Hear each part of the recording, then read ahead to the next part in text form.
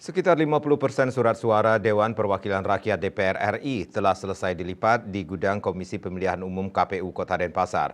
Proses pelipatan tersebut dilakukan 117 orang relawan sejak 9 Desember 2023. Itu diterangkan Ketua KPU Kota Denpasar, Dewo Ayu Sekar Anggaraeni.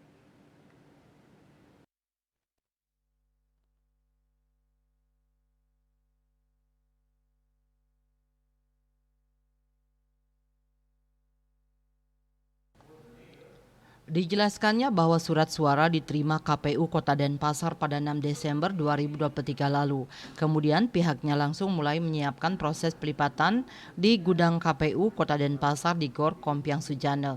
Selama 4 hari proses tersebut ditemukan sebanyak 1.158 surat suara yang rusak.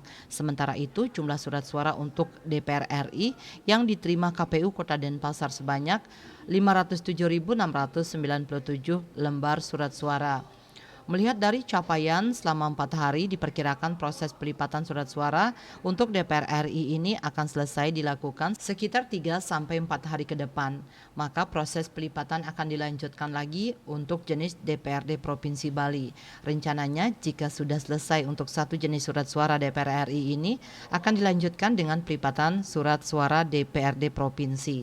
Sementara itu jumlah pemilih yang tercatat di KPU Kota Denpasar sebagai daftar pemilih tetap DPT pada 21 Juni 2023 sebanyak 495.896 orang pemilih. Kemudian untuk daftar calon tetap DCT, DPRD tingkat Kota Denpasar berjumlah sekitar 484 calon legislatif. Eka Adiasa, Bali Pos melaporkan.